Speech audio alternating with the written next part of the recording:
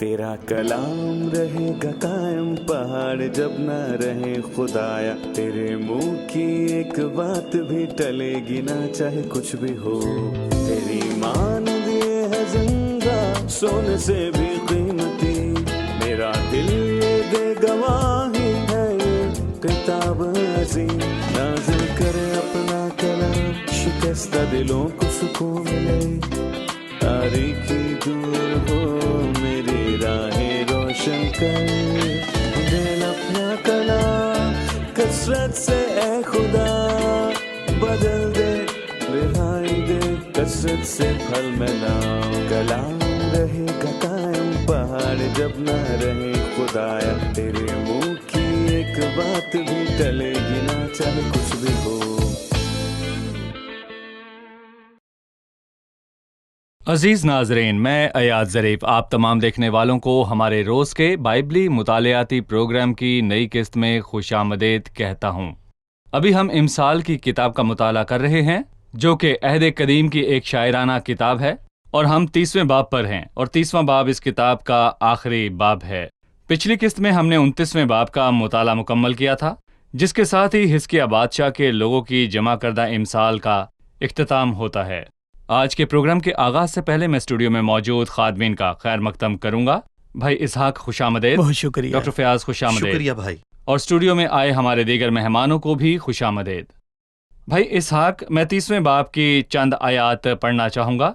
याफा के बेटे अजूर के पैगाम की बातें उस आदमी ने इतिएल और उकाल से कहा, यकीनन मैं हर एक इंसान से ज्यादा हैवान हूँ, और इंसान का सा फहम मुझ में नहीं। मैंने हिकमत नहीं सीखी और ना मुझे उस कदूस का इरफान हासिल है। कौन आसमान पर चढ़ा और फिर नीचे उतरा?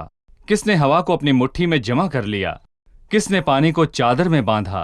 किसने जमीन की हदूद ठहराई? अगर तू जानता है तो बता उसका क्या नाम है और उसके बेटे का क्या नाम है। वो उनकी सिपर है जिसका तवक्कल उस पर है। तू उसके कलाम में कुछ ना बढ़ाना, मुबादा वो तुझको तंबीह करे और तू झूठा ठहरे। भाई इन आयात पर अपनी राय दीजिए। दरअसल ये अल्फाज बहुत ख़ास हैं, जो एक बहुत मोहतरम शख्स के अल्फाज हैं। हम इस शख्स के यानी अजूर के मुतालिक इमसाल 30वें बाब में पढ़ते हैं। हम पढ़ते हैं कि उसका नाम का मतलब जमा करना, याका के बेटे का मतलब है दीनदारी या परहेजगारी। ये एक ऐसे शख्स की पेशगोई है जिन्हें 2 और लोगों को सुनाया गया है, जिनका तस्करा बाइबल में दोबारा नहीं हुआ।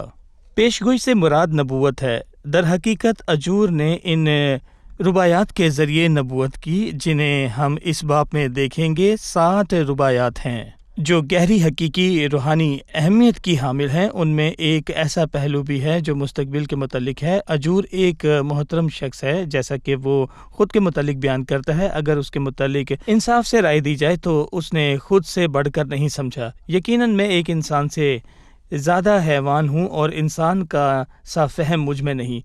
मैंने हिकमत नहीं सीखी और ना मुझे उसकी कदूस का इरफान हासिल है।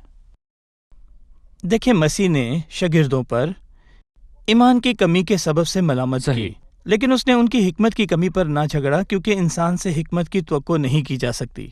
सबूत यकूब के अपने खत में कही गई बात है कि अगर तुम में से किसी में हिकमत की कमी हो तो खुदा से मांगे। जो कोई अपने आप को हकीम समझता है वो हरगिज हिकमत ना पाएगा, जबकि जो कोई अपने आप को अजूर की मानिंद जानता है कि वो हर एक इंसान से ज्यादा हैवान और इंसान का सा फहम उसमें नहीं, दर हकीकत वही हिकमत को हासिल करेगा। दरअसल उसने न सिर्फ ये कहा कि इंसान का सा फहम उसमें नहीं, बल्कि उसने खुद को सबसे कमतर जाना। उसने कहा मैं हैवान हूँ। हर इंसान से गोया अगर तमाम लोगों में हिकमत की कमी है तो मैं उन तमाम में सबसे ज्यादा नासमझ हूँ। बिल्कुल सही, बिल्कुल वही बात जो पौलुस ने कही गुनाहगारों को, जिनमें सबसे बड़ा मैं हूँ।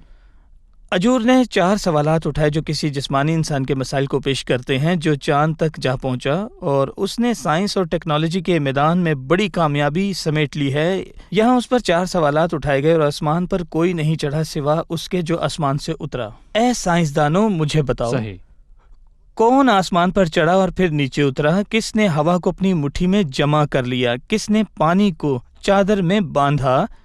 किसने जमीन की हदूद ठहराई? फिर सबसे बड़ा सवाल कि उसका नाम क्या है। हमें पता है कि उस बेटे का नाम क्या है। अजूर सही नबूवत कर रहा था, क्योंकि यूहन्ना 3 में वाज़िया मुकाशफा है जो मसीह ने दिया जब वो निकोदिमस से 13वीं आयत में बात करता है, جہاں تک مجھے یاد ہے اس نے کہا اور سوا اس آسمان کے۔ پر کوئی نہیں چڑھا، یعنی ابن آدم، اے نیکودیمس جو اس وقت تجھ سے بات کرتا ہے جو آسمان سے میں ہے، ہے۔ خدا کے سوا کون ایسا ہے جو بیک وقت آسمان اور زمین دونوں میں ہے؟ اس کا نام کیا ہے اور اس کے بیٹے کا نام کیا ہے؟ وہ جو اس وقت تیرے سامنے موجود ہے، صحیح۔ خدا کا بیٹا۔ یہی مکاشفہ عہد قدیم میں خدا کے بیٹے کے متعلق ملتا ہے۔ بالکل۔ اس حصے میں ہم پرانے عہد نامے میں باپ اور بیٹے کے حوالے سے دیکھیں گے، اس مکاشفہ کو دیکھ سکتے ہیں۔ کچھ لوگ یہ کہتے ہیں کہ تم غیر حقیقی باتیں کہتے ہو، ہمیں بتاؤ بائبل میں کہاں مسیح نے خود کو خدا کہا ہے؟ یقیناً اس نے کہا، اس نے پرانے عہد نامہ میں زبور 45 میں واقعتاً یہ کہا جیسا کہ وہ بیٹے کی بابت نئے عہد نامے میں کہتا ہے، عبدالعباد ہے۔ اور یہاں خدا کا بیٹا اور اس کا کیا نام ہے اور اس کے بیٹے کا کیا نام ہے؟ کیا سائنس اس کا جواب دے جسمانی سکتی ہے؟ حکمت اس سوال کا جواب نہیں دے سکتی، پر کچھ لوگ دعویٰ کرتے ہیں کہ خدا کو عقل سے جانا جا سکتا ہے۔ اپنے ذہنوں کا استعمال کریں اور سوالوں کے جواب دینے کی کوشش کریں۔ بہت اچھی بات کہی آپ نے، کیونکہ خدا کو بلا شبہ سمجھا نہیں جا سکتا، وہ لامحدود ہے، اس کی سوچ لامحدود ہے۔ مکاشفہ کے وسیلے نہ کہ حواس، نہ عقل و منطق سے، بلکہ الہی مکاشفہ کے وسیلے ممکن ہے۔ الہی مکاشفہ دوسرا سوال ہے کہ کس نے ہوا کو اپنی مٹھی میں جمع کر لیا؟ یہ کون ہے؟ خدا نے ابھی نیکودیمس سے یوحنا 3 میں ہوا کا ذکر کیا کہ ہوا جدھر چلتی ہے پر تو نہیں جانتا کہ وہ کہاں سے آتی ہے اور کہاں کو جاتی ہے، اس پر کس کا اختیار ہے؟ پھر کس نے پانی کو چادر میں باندھا ہے؟ جب ہم پیدائش پہلے میں تخلیق پر غور کرتے ہیں تو کس نے خشک زمین کو ظاہر ہونے کا حکم دیا؟ وہ کون ہے؟ وہ الوہیم ہے، خدا ہے، تثلیث ہے۔ کس نے زمین کی حدود ٹھہرائی؟ کیا اس نے اسے قائم کیا؟ ہاں۔ وہ کون ہے؟ وہ مسیح ہے۔ الفاظ شاندار ہیں، ان میں خدا کے متعلق عظیم مکاشفات ہیں اور خدا کے بیٹے یعنی مسیح سے متعلق ہیں۔ خدا کا ہر ایک سخن پاک ہے۔ یہ لوگوں کے الفاظ نہیں ہیں، خدا کے اپنے الفاظ ہیں۔ خدا کے الفاظ سچے ہیں۔ بہت سے لوگ بائبل میں سے غلطیاں تلاش کرنے کی کوشش کرتے ہیں۔ خدا کا ہر ایک سخن پاک ہے۔ دن اور سال گزرتے ہیں لیکن خدا کا کلام پاک ہے۔ اجور الہی مکاشفہ کی ضرورت کو ظاہر کرتا ہے، اور ہم خدا سے متعلق کسی بھی بات کو سمجھنے میں تب تک قاصر ہیں جب تک کہ خدا نہ چاہے کہ ہم اس بات کو سمجھیں، اور اسی لیے وہ پکار کر کہتا ہے کہ ان سوالات کے جواب کیسے حاصل کریں، کیونکہ خدا کا ہر ایک سخن پاک ہے، اور پھر وہ کلام میں بڑھانے یا اس میں کچھ گھٹانے سے خبردار کرتا ہے۔ صحیح۔ اچھا ہے کہ اگر کسی کے ذہن میں کوئی سوالات ہوں تو اندازے لگانے کے بجائے وہ بائبل کا مطالعہ کرے۔ جو نہیں جانتا کہ دنیا کیسے بنی، وہ بائبل کو پڑھ کر جان سکتا ہے کہ ابتدا میں خدا نے آسمان اور زمین کو پیدا کیا۔ جو اپنے انجام سے واقف نہیں، بائبل پڑھ کر جان سکتا ہے کہ خدا نے انجام پہلے ہی طے کر رکھا ہے۔ اس کا انحصار مسیح کو ایمان سے قبول کرنے پر ہے۔ خدا کے متعلق تمام مکاشفہ ہمیں بائبل میں میسر ہے، اور جو خدا کا علم نہیں رکھتا وہ بائبل مقدس میں تلاش کر سکتا ہے۔ خدا نے خود کو بائبل میں ظاہر کیا ہے۔ ہمارے پاس بائبل مقدس ہے جو کہ خدا کے متعلق الہی مکاشفہ ہے۔ بھائی ایاد، ہم یہ ہمیشہ اس بات پر زور دیتے ہیں کہ خدا نہ صرف جانتا ہے بلکہ ظاہر بھی کرتا ہے۔ صحیح۔ در حقیقت وہ سب باتوں کا علم رکھتا ہے، لیکن جو کچھ وہ جانتا اور کرتا ہے ہم پر اس کتاب کے وسیلے ظاہر کرتا ہے۔ جی بالکل۔ ہم وقفے کے بعد مطالعے میں آگے بڑھیں گے۔ عزیز ناظرین، ملتے ہیں ایک وقفے کے بعد، ہمارے ساتھ رہیے۔ مسیحی وہ واحد بادشاہ ہے جو ہماری زمین پر انصاف قائم کرے گا۔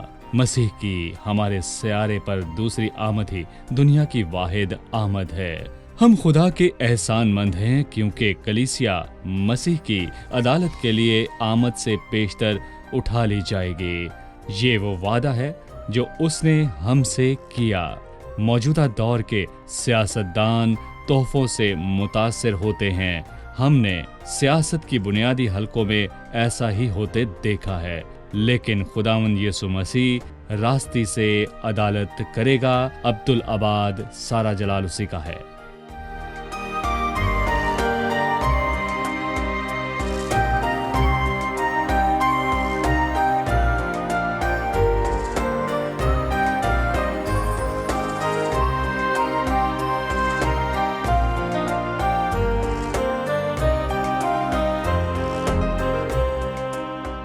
خوش آمدید ناظرین، وقفے کے بعد ہم حاضر ہیں۔ آئیے اب 30ویں باب کے مطالعے میں آگے بڑھیں۔ بھائی فیاض، 11ویں آیت سے 14ویں آیت میں کچھ الفاظ ایسے ہیں جو غور طلب ہیں۔ 11ویں آیت ہے، ایک پشت ایسی ہے جو اپنے باپ پر لعنت کرتی ہے اور اپنی ماں کو مبارک نہیں کہتی۔ ایک پشت ایسی ہے جو اپنی نگاہ میں پاک ہے لیکن اس کی گندگی اس سے دھوئی نہیں گئی۔ ایک پشت ایسی ہے کہ واہ واہ کیا ہی بلند نظر ہے اور ان کی پلکیں اوپر کو اٹھتی رہتی ہیں۔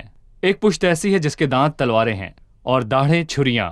ताकि ज़मीन के मस्कीनों और बनी आदम के कंगालों को खा जाएं। وہ کسی مخصوص دور یا اس دور سے متعلق نسل کا حوالہ دیتا ہے اور وہ لوگوں کی ایک قسم کا مخصوص قسم کا حوالہ دیتا ہے۔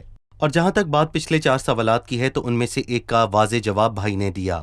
میں ان 4 سوالات یعنی پہلی ربائی کو جسمانی انسان کی بے عقلی کا عنوان دے سکتا ہوں، ایک ایسے انسان کی حکمت جو ان سوالات کے اٹھائے جانے پر اعتراض کرتا ہے اور اسے الہی مکاشفے کی ضرورت ہے۔ اور موجودہ ربائی میں 4 مرتبہ ایک بات لکھی گئی ہے کہ دیکھتا ہوں جسمانی انسان کی بدی، لہٰذا یہ اس انسان کی اخلاقی صفات ہیں جو خدا کے علم سے خالی ہے۔ اور میں کہوں گا کہ میں یہاں انسانوں میں موجود 4 صفات کو دیکھتا ہوں، اور یوں ہو سکتا ہے کہ ایک صفت دوسری سے نمایاں ہو، لیکن جو مسیح سے خالی ہے اس میں یہ 4 صفات مختلف تناسب میں پائی جا سکتی ہیں۔ اور ایک پشت ایسی ہے جو اپنے باپ پر لعنت کرتی ہے کیونکہ انسان میں پیار کی کمی ہے اپنے عزیز ترین لوگوں کے لیے، یہاں تک وہ اپنے والدین کی تذلیل کرتے ہیں۔ ایک پشت ایسی ہے جو اپنی نگاہ میں پاک ہے لیکن اس کی گندگی دھوئی نہیں گئی، یہ ریاکاری ہے۔ اور ایک شخص خراب، ناپاک اور شریر ہوتے ہوئے اپنی نگاہ میں پاک ہو سکتا ہے لیکن اسے دھلنے کی ضرورت ہے، پانی سے دھلنے کی نہیں کیونکہ پانی صاف نہیں کرتا،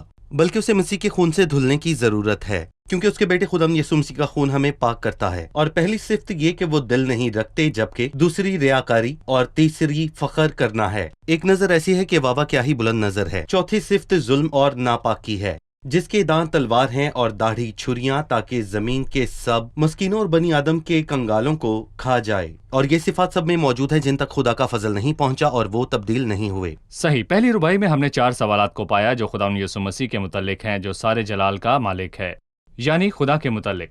یہاں ہمیں انسان کی خرابی کی تعریف ملتی ہے۔ انسان کے پاس خدا کے متعلق سوالات کا جواب نہیں ہے۔ جسمانی انسان کی جہالت۔ یہاں ہم جسمانی انسان کی جہالت کو دیکھتے ہیں، لیکن ہم مہمانوں کی طرف بڑھتے ہیں اور جانتے ہیں ان کا سوال۔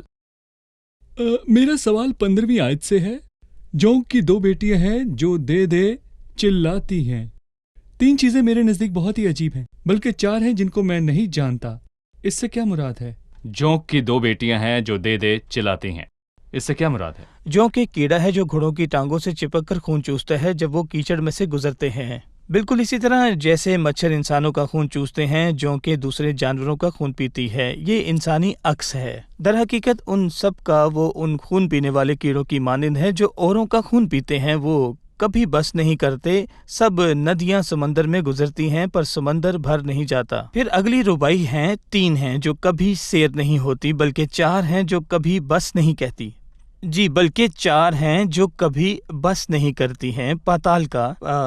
پاتال کا سادہ سا مطلب ہے قبر۔ پرانے عہد نامے کی زبان میں پاتال ایک سوال ہے کہ لوگ مر جاتے ہیں، مطابق وہ ہے جو آدم اور حوا کے گناہ کے بیچ سے پیدا ہوئے ہیں۔ موت کی حالت روح کا جسم سے جدا ہو یہ جانا۔ روح اور بدن کی جدائی کی حالت ہے۔ ہم کہہ سکتے ہیں کہ یہ ساری زمین ایک بہت بڑی قبر ہے۔ اس تمام مناظر میں موت ہے اور بانجھ کا رحم۔ جب ایک عورت کے ہاں بچہ نہیں ہوتا، آپ دیکھتے ہیں کہ اس میں اولاد کی شدید خواہش ہے، اور زمین جو سیراب نہیں ہوتی، جب پانی خشک زمین میں آتا ہے تو اس کی دڑاروں کے اندر جذب ہو جاتا ہے، پھر چاہے آپ اس میں سے جتنا بھی پانی ڈال لیں، وہ آگ جو کبھی بجھ نہیں سکتی۔ جب کسی بھی چیز کو آگ پکڑ لیتی ہے تو تب تک بجھائی نہیں جا سکتی جب تک آکسیجن کو دور نہ کر دیا جائے، وہ اپنے ارد گرد کی چیزوں کو لپیٹ میں لے لیتی ہے، اور یہ تمام چیزیں کسی نہ کسی طرح انسان کی تباہی کی عکاسی کرتی ہیں جب انسان جو کبھی آسودہ نہیں ہوتا ہے۔ جسمانی انسان سے کیا مراد ہے؟ عام معمولی انسان نہیں، جسمانی انسان بائبل پہلے کرنتھیوں کے مطابق وہ ہے جو آدم اور حوا کے گناہ کے بیج سے پیدا ہوا۔ نسل آدم یعنی جسمانی نسل در حقیقت سب انسان جو خدا سے پیدا نہیں ہوئے، وہی جو خدا سے پیدا نہیں ہوا، جس کی روحانی پیدائش نہیں ہوئی۔ معمولی شخص ہم سب مسیح میں توبہ اور ایمان کے وسیلہ آئے ہیں، پیشتر یہی ہے۔ ہمارا مقام کیا ہے؟ ہم بالکل انہی کی مانند ہیں، دوسروں کو خون چوسنے والے سماج کے کیڑے جو موت کے سوا کچھ نہیں، موت کے منتظر ہیں، بے پھل ہیں۔ ہم بانجھ ہیں، ہم خدا کے لیے کسی صورت پھل نہیں لا سکتے۔ مزید یہ کہ ہم آسودہ نہیں ہیں۔ یوحنا 4 کی سامری عورت پیاسی تھی، مسیح نے اس سے کہا اگر تو جانتی کہ وہ کون ہے جو تجھ سے کہتا ہے مجھے پانی پلا، تو اس سے مانگتی اور وہ تجھے زندگی کا پانی دیتا، جو کوئی اس پانی میں سے پیتا ہے وہ پھر پیاسا ہوگا وہ پھر پیاسا اور بھی زیادہ ہوگا۔ پیاسا ہوگا۔ وہ آگ کبھی بس نہیں کہتی۔ کب ایک شخص یہ کہہ کر آرام کر سکتا ہے کہ اس کے پاس سب کچھ ہے اور جو وہ چاہتا ہے اس کے پاس پا لیا ہے؟ آگ کبھی نہیں کہتی۔ دیکھیں، انسان کبھی بھی آسودگی نہیں پاتا۔ آسودگی کے لیے وہ کتنے بھی کروڑ جمع کر لے، وہ پیاسا ہی رہے گا۔ جی ٹھیک ہے۔ ڈاکٹر فیاض 18ویں اور 19ویں آیت میں لکھا ہے، 3 چیزیں میرے نزدیک بہت ہی عجیب ہیں، بلکہ 4 ہیں جن کو میں نہیں جانتا۔ عقاب کی راہ ہوا میں، اور سانپ کی راہ چٹان پر، اور جہاز کی راہ سمندر میں، اور مرد کی روش جوان عورت کے ساتھ۔ زانیہ کی راہ ایسی ہی ہے، وہ کھاتی ہے اور اپنا منہ پونچھتی ہے اور کہتی ہے میں نے کچھ برائی نہیں کی۔ یہ باتیں کیا ہیں؟ میں ناظرین کو یاد دلانا چاہوں گا کہ پہلی ربائی میں جسمانی انسان کی جہالت کا واضح طور پر ذکر کیا گیا ہے، جبکہ دوسری ربائی میں جسمانی انسان کی خرابی کا ذکر ہے، اور تیسری ربائی میں ہم جسمانی آدمی کی ابدی منزل کو دیکھ سکتے ہیں جو خدا کے فضل کے سائے میں اب تک خدا کے نہیں فضل آیا، ہے۔ اور پاتال اور موت جسمانی انسان کی منتظر ہے، جیسا کہ ہم نے بھائی اسحاق سے سنا، یہاں تک کہ موت تک وہ خدا کے جلال کے لیے پھل لانے کے لائق بھی نہیں ہے، وہ بانجھ کا رحم جی۔ ہے، اور آپ چاہے جتنا اسے خدا کے کلام کے متعلق بتائیں، الہی علم یعنی کہ پانی کے بنا اس کی زندگی کی زمین بنجر ہے، اور بالآخر وہ پاتال میں اتر جائے گا، جہاں کی آگ ہمیشہ جلتی رہتی ہے، جہاں کی آگ ہمیشہ جلتی رہتی ہے، کبھی ختم نہیں ہوتی۔ صحیح۔ پر اس کا حل کیا ہے؟ 18ویں آیت میں جو ربائی شروع ہوتی ہے وہ بتاتی ہے کہ حل خداوند یسوع مسیح میں ہے، وہ حل جو خدا نے وہی سب جسمانی مسئلوں انسان کا کے لیے حل ہے۔ مہیا کیا۔ صحیح۔ اور اس ربائی کی شروعات ہی سے جو بہت واضح ہے، ان میں 3 چیزوں کے متعلق لکھا ہے، اور چوتھی کے متعلق میں نہیں جانتا۔ اور یہ حیرت انگیز چیزیں کون سی ہیں؟ حیرت انگیز چیزوں کا تعلق ایک صحیح۔ حیرت انگیز شخص سے ہے، کیونکہ خدا اس کی یسوع مانند مسیح، حیرت انگیز اور کوئی نہیں جس نے اس کا الہی نام اور عجیب انسانی دونوں مشیر ہے۔ فطرتوں کو یکجا کیا۔ وہ کون سی بات ہے جو میں نہیں جانتا، جو سمجھ سے باہر ہے؟ مسیح کی محبت جو سمجھ سے باہر ہے، اور ہم اس ربائی پر گفتگو کریں گے جس کے اندر مسیح اور اس کے کاموں کا ذکر متوقع ہے، اور یہی انسان کے مسائل کا حل ہے۔ اور یوحنا کی انجیل میں مسیح کے عقاب ہونے کا بھی ذکر کیا گیا ہے۔ آسمانی۔ عقاب اونچائیوں پر اڑتا ہے، کبھی زمین پر نہیں چلتا۔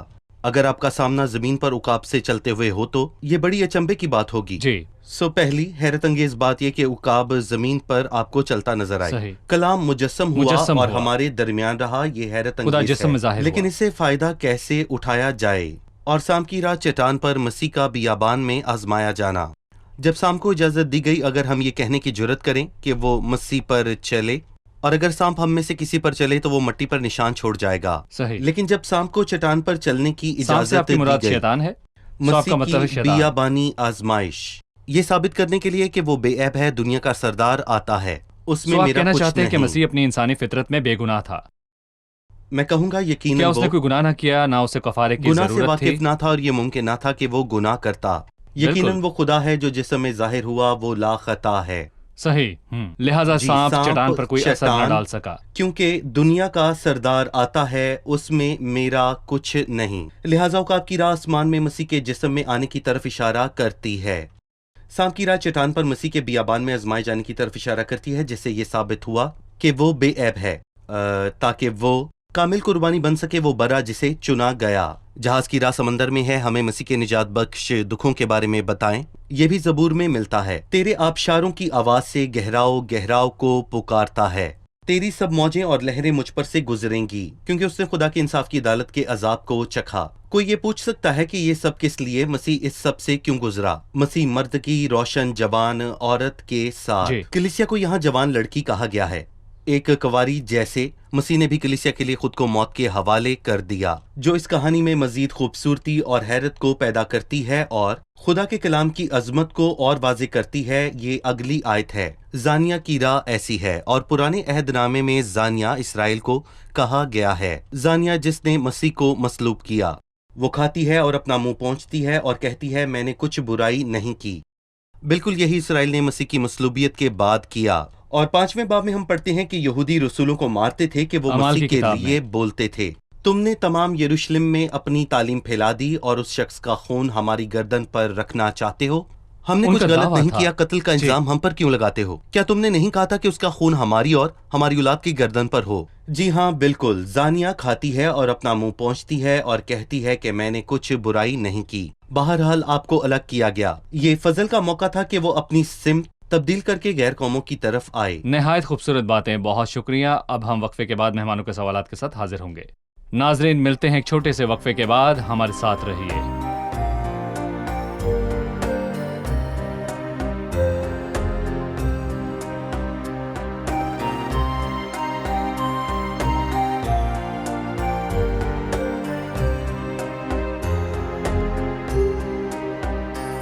خوش آمدید، آئیے چلتے ہیں مہمانوں کی جانب اور جانتے ہیں ان کا سوال۔ میرا سوال 21ویں آیت سے متعلق ہے۔ 3 چیزوں سے زمین لرزان ہے، بلکہ 4 ہیں جن کی وہ برداشت نہیں کر سکتی: غلام سے جو بادشاہی کرنے لگے، اور احمق سے جب اس کا پیٹ بھرے، اور نامقبول عورت سے جب وہ بیاہی جائے، اور لونڈی سے جو اپنی بیوی کی وارث ہو۔ اس سے کیا مراد ہے؟ جی بھائی، یہاں وضاحت کی ضرورت ہے۔ ایک نئی ربائی، یہ اب تک 5 ربائیاں ہو گئی ہیں۔ دراصل یہ بھی ایک نبوتی عکس کو پیش کرتی ہے جو باقی نبوتی باتوں سے ہم آہنگ نبوتی ہے۔ سے آپ کی کیا مراد ہے؟ یہ مستقبل کے متعلق بتاتی ہے۔ صحیح، اجور کے استقبالیہ۔ زمانہ کے حساب سے یہ مستقبل ہی کے متعلق تھی، جو بولنے والا ہے کہ 3 چیزوں سے زمین لرزا ہے۔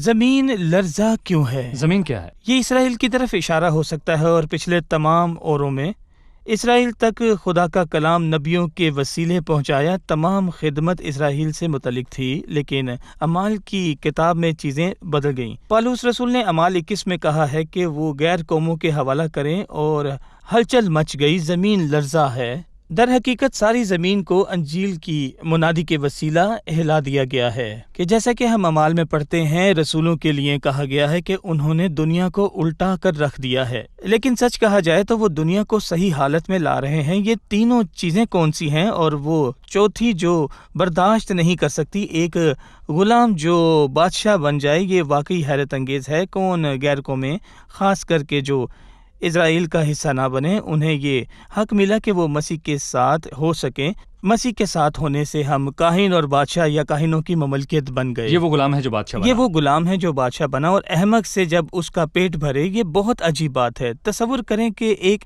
احمق شخص جس پر ابلیس کا قبضہ ہے، پچھلے حصے میں وہ غلام ہے جو بادشاہ بن جائے۔ ہم امثال کے 19ویں باب کے حوالے کو دیکھ سکتے ہیں۔ وہ ایک غلام تھا، لیکن گویا وہ بادشاہ بن گیا، پر جو روحانی طور پر اپنے مالک فلامون کے برابر ہو گیا ہے۔ اور ہم ان لوگوں کا ذکر کر سکتے ہیں جو کہ بدرو گرفتہ تھے، جیسے کہ مریم مگدلینی۔ اس نے مسیح میں آسودگی پائی، یعنی خدا کی اس روٹی سے جو آسمان سے اتری اور دنیا کو زندگی بخشتی ہے، اور نامقتول عورت سے جب وہ بیاہی جائے، احمق اور سادہ دل جو دانائی نہیں رکھتی۔ ہم ان کی بہت سی مثالیں نئے عہد نامے میں بھی دیکھ سکتے ہیں۔ مثال کے طور پر وہ شخص جو گراسینیوں کے علاقے میں تھا، جس میں ناپاک روحیں تھیں، وہ پاگل تھا، لیکن ہم نے اسے کپڑے پہنے درست ذہن کے ساتھ مسیح کے ساتھ لطف پاتے دیکھا۔ یہ واقعی خدا کا فضل ہے۔ اور لونڈی سے جو اپنی بیوی کی وارث ہو، وہ لوگ واقعی غلام تھے، پست اور حقیر تھے، آج وہ میراث کے وارث ہیں۔ جی، یہ وارث کون ہیں؟ آپ بتا سکتے ہیں اسرائیل نہیں، بلکہ ہم خدا کے وارث صحیح۔ ہیں، اور ہم مسیح کی میراث ہیں۔ اس بدرو گرفتہ جیسے احمق نامقتول عورت جو بیاہی جائے، جسے مریم مگدلینی اور اونیسمس نئے عہد نامے کے تمام کردار، اور کاش پیارے ناظرین آپ بھی اس کا لطف اٹھائیں جس کے میں اور آپ لائق نہ تھے۔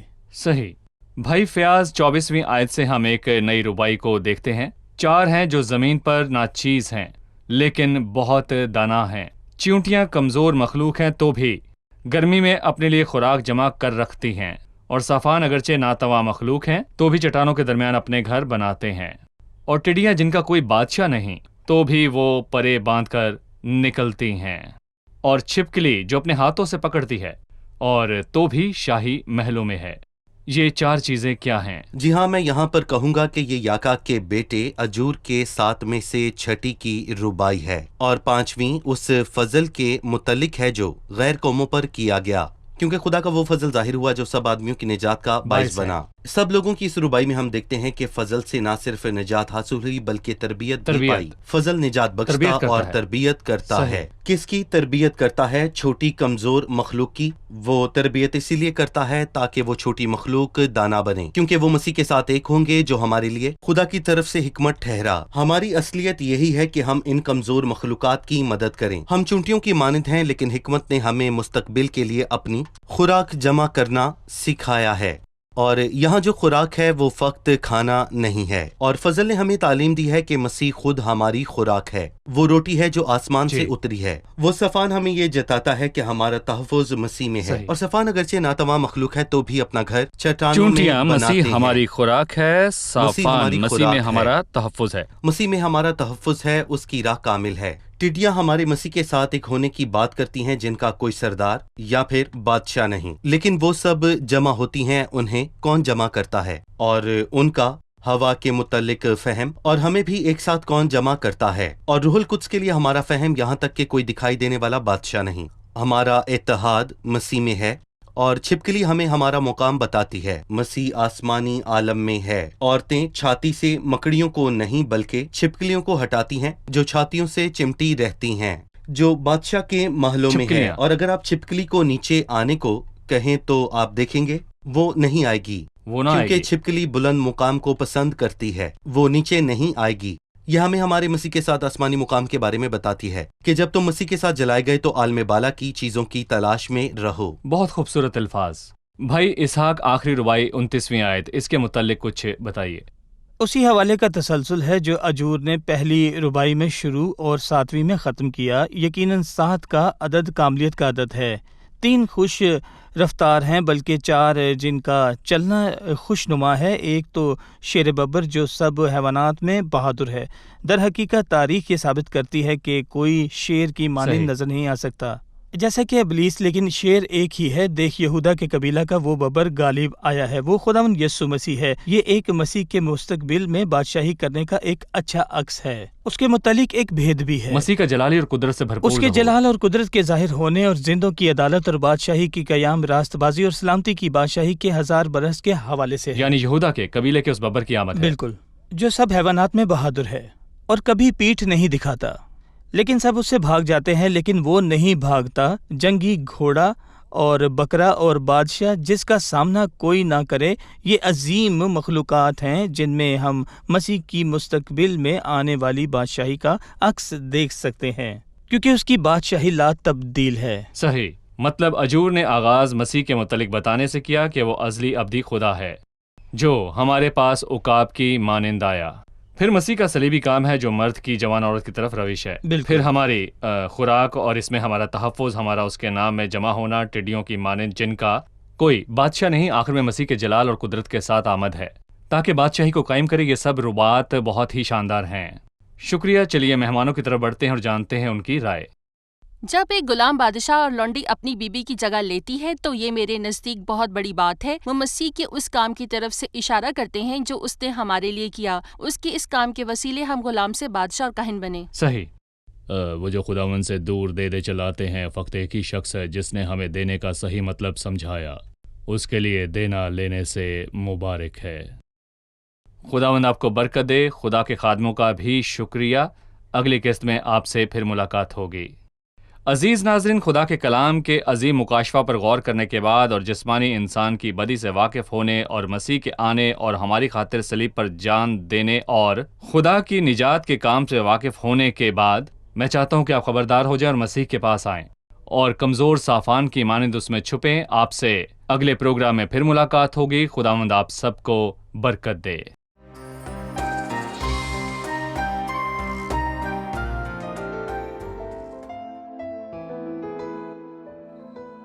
تیرا کلام رہے گا قائم، پہاڑ جب نہ رہے خدایا، تیرے منہ کی ایک بات بھی ٹلے گی نہ، چاہے کچھ بھی ہو۔